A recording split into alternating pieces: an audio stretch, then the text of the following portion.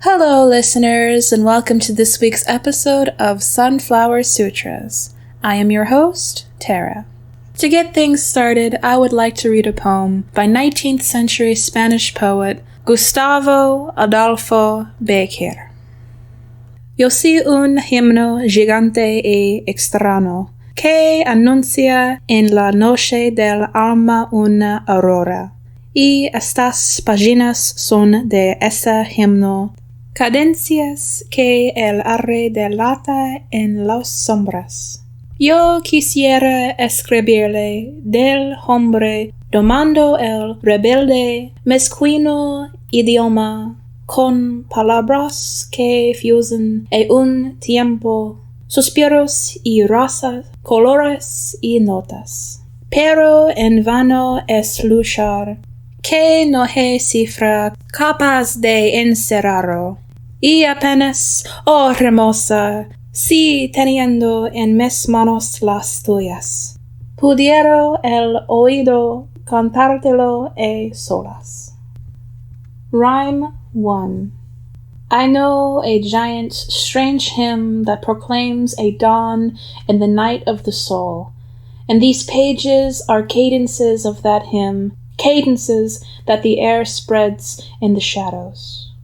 I would like to write it, taming man's rebellious and poor language with words that would be at once sighs and laughter, colors and tones. But the struggle is in vain. There is no cipher capable of containing it, and heartily, oh my beauty, could I, holding your hand in mine, softly sing it to you when we are alone. For today's program, we have something slightly different than our typical interviews. Today, we're going to discuss with one of Washburn's own, Jesse Bigelow, concerns and questions about your first open mic. Hello. Nice to be here. I'm Jesse. I am I'm going into my senior year as a voice performance major in the music department at Washburn.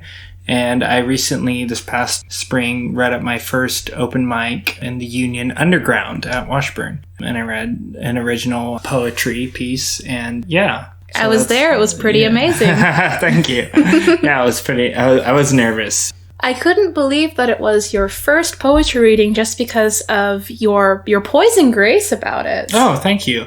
Some of that, I think, is just from, performing, but I was still nervous. I was nervous that I would trip over my words. I was nervous because performing music is different. You have, the music to hide behind or, rest in. And, it's not your own voice, artistic voice, So I felt kind of naked in a way to present something original that was my own. But I kind of just clenched and went for it, like you do. You fooled me. I could have definitely believed that you've been at this for a long time. No.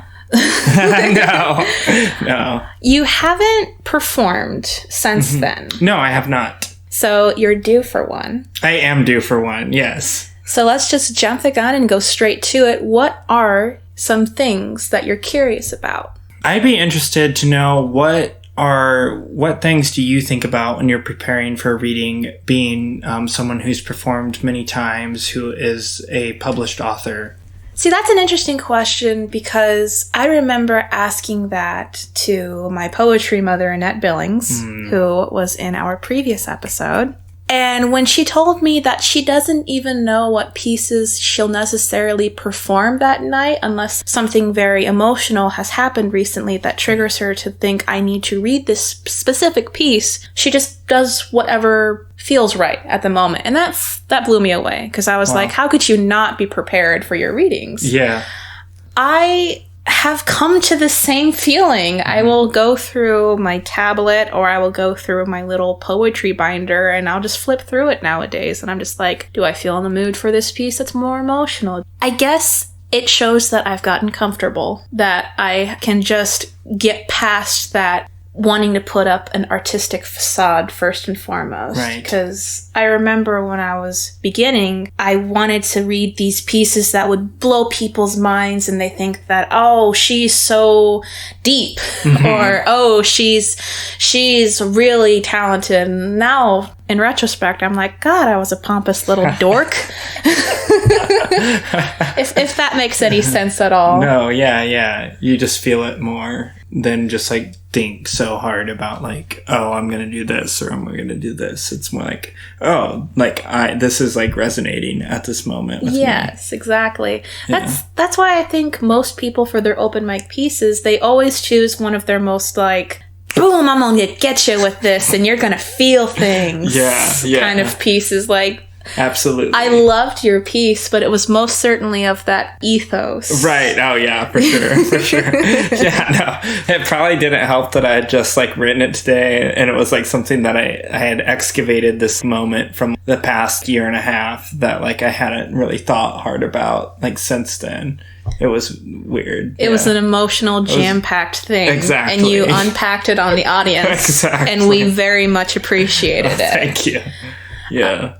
So what other things about open mics are still intimidating, if there are any?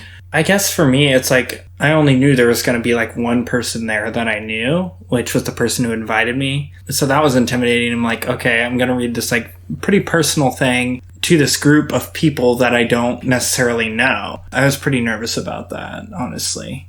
That's the most difficult part. Still, there's nothing to be ashamed of here. You ask the first questions when you're beginning to your heroes, and then, years later, you're like, do you still feel that way? And people I've asked, and my friends, and even myself, there's still some of that stage fright. You still get the jitters, like especially, it's ironic that a lot of us start off with really emotional pieces, and then the more emotional pieces that you do later on are the ones that are going to get you way more jittery, especially when you do pieces that really trigger a lot of aggression in you. I've seen that. A lot of slam poets, wonderful performers, a lot to say and a lot to decompress and reconstruct.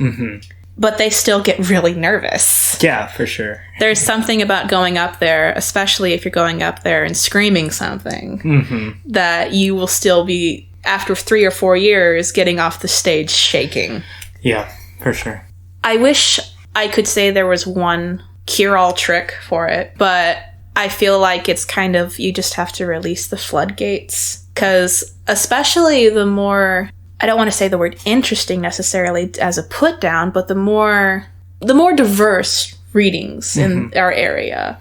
You go to places like Lawrence, you go to places like Kansas City. You're mostly going to be surrounded by people you don't know.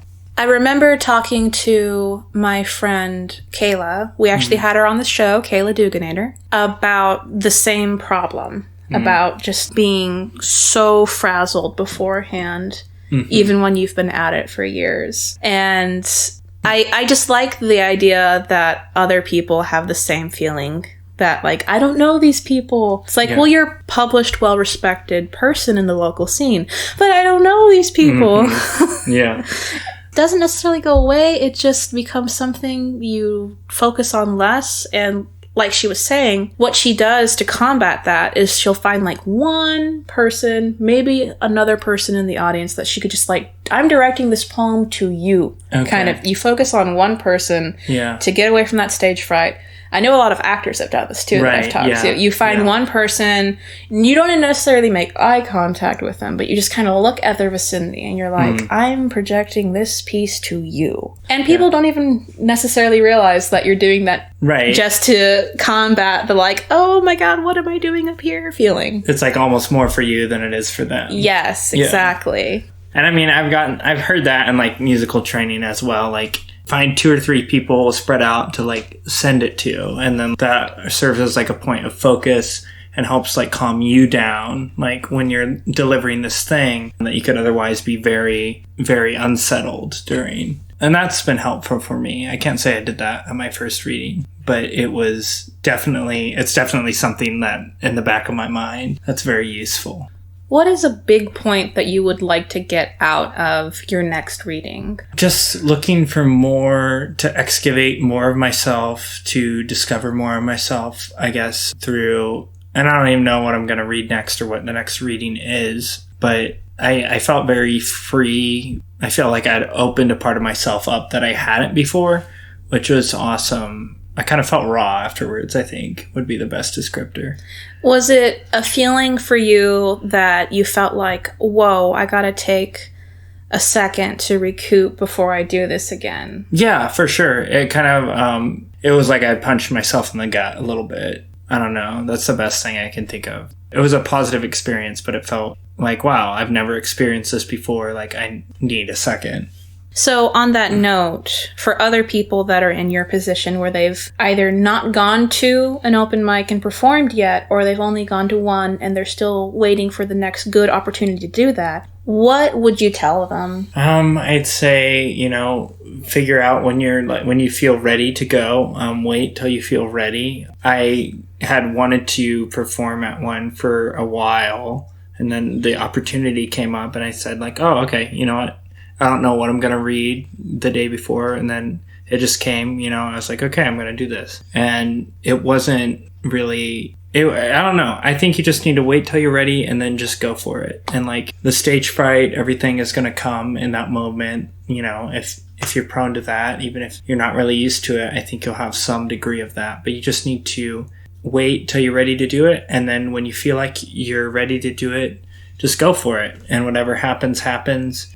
Each experience is going to be unique. And I think realizing that will be helpful in the long run. Just realizing that your experience may be similar, but it's not going to be the same as someone else's. Mm.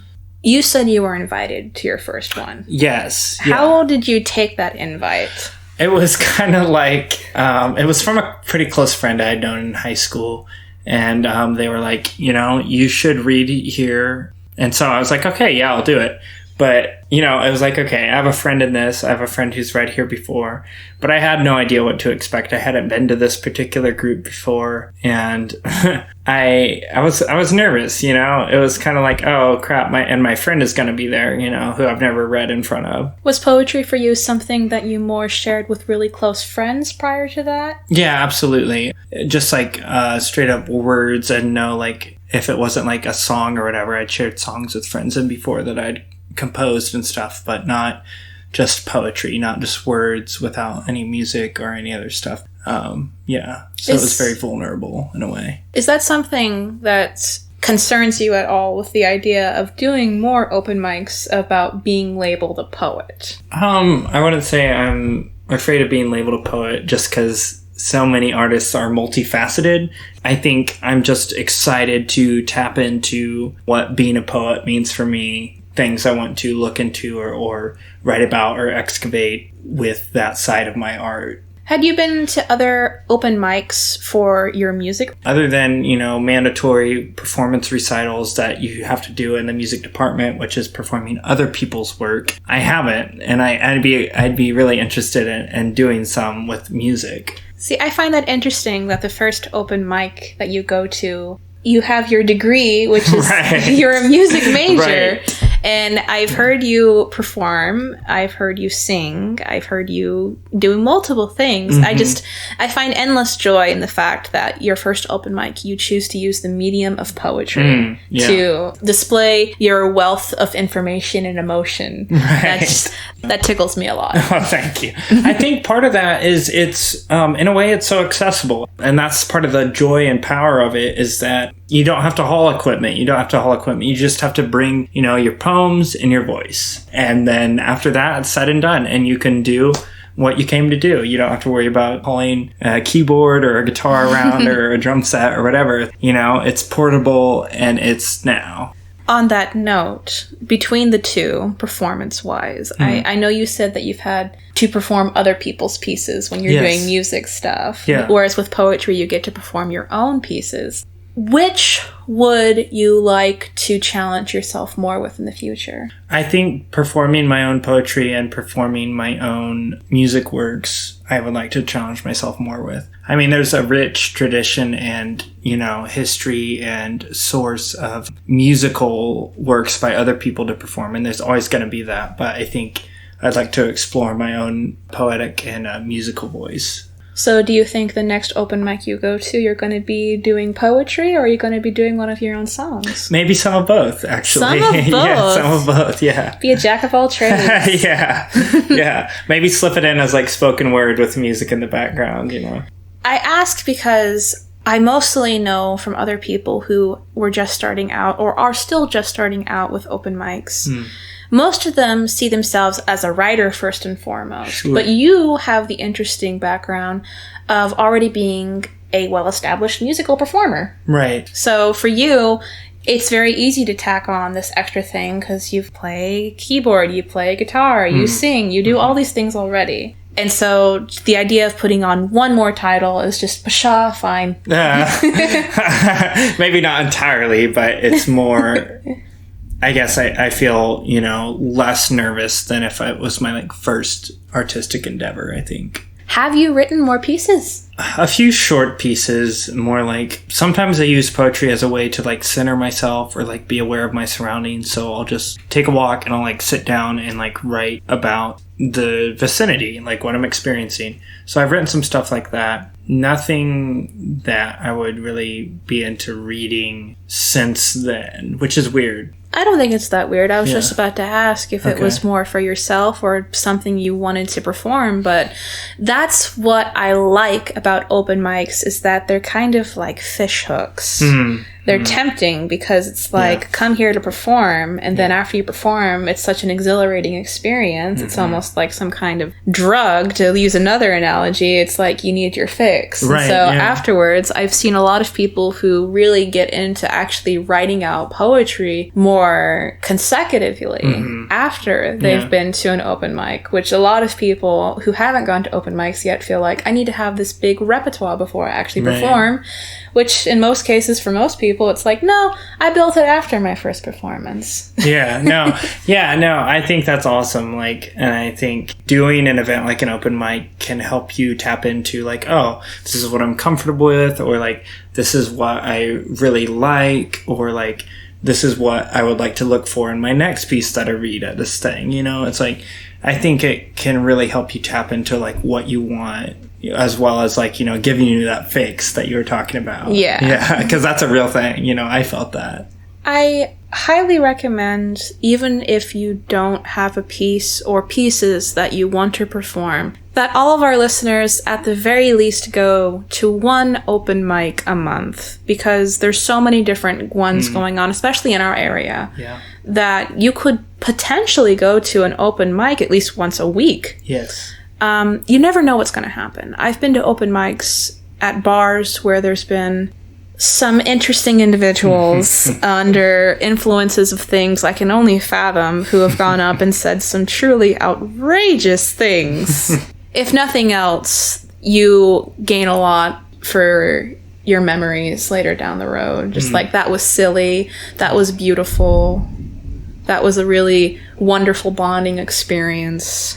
And I highly recommend you go to a couple before you perform. I was one of the individuals that I really only ever performed at my first one that I went to. And that was, I won't say horrifying, but I was drenched in sweat afterwards. Wow. It was also a very important formal one at the Topeka Public Library.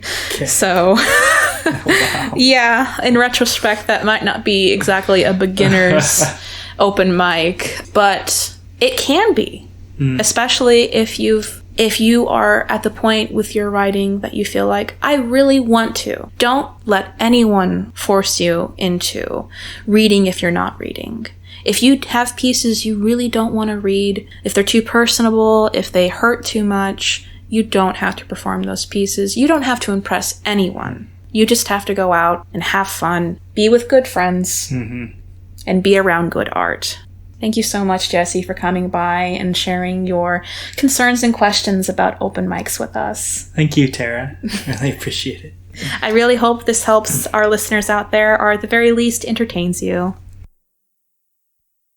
And now we have reached my favorite part of the program. It is time to read our listener submissions. Today's submissions come to us from Detroit poet Jeni De La O. Jeni is currently the editor of Rockville Review, as well as a founding member of Relato Detroit, a bilingual community storytelling event. What weeding really means. To discuss the root, resilience, veining through soil, prolific, and not the snapping sound, breaking, of excision, preservation, is a cultivation of mirrors. How we do. We are incredible surrealists, finding love in the pit of fruits, each sigh moving magma, every gesture whipping waves, each lesson a lesson of lessons, every brutality a rustling of roses, each scream a swarm of bees, and every scar scrying water, weaving all our woeful eyes into the spark of life. We are momentary magicians, seated at the loom of eternity. Lima, limon, or lime. Dad shows them. The surest way to juice lima, limon, or lime is to heal the fruit, rolling underfoot, bursting cell walls before cutting in. He demonstrates for them, perfuming everything, a citrus land of milk and honey, and how to cut, tender now, she runneth over. And lastly, it's been forever. Our first sip of beer, a kiss, stars, sweaty, dancing from Venus to Jupiter. Between years we learned the scent of blood and dirt on a rose, wore black as uniform instead of rebellion, served fear fresh coffee and biscuits. Now we marvel at particle accelerators the size of tweezers and televisions clearer than the eye. Rise and fall, sprawl across the moons of Saturn. Space expands because our lives demand it. Between last time I saw you and this eyelash moment, 20 years. Yesterday, a mile marker across state lines, pebble in your sandal, buoy in the ocean, planet in orbit. I can almost not see you anymore. My spine has been shrinking. Thank you so much for those poems, Jeni.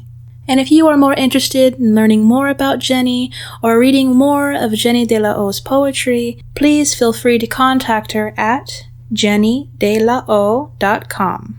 And now to round up our program for this week, it's that time again. I'm asking for submissions. Send me every possible piece that you've ever wanted published but has been rejected. Send me the stuff you think is too silly to be seen by broad daylight. Send me pieces that are near and dear to your heart. Send me pieces that will make me laugh so much that I'm going to have to do several takes just to get the right reading. You can send all poetry pieces to our Facebook page, Sunflower Sutras, and if that's not your cup of tea, send them directly to me at tara.bartley@yahoo.com. Thank you so much for listening. So long, and farewell.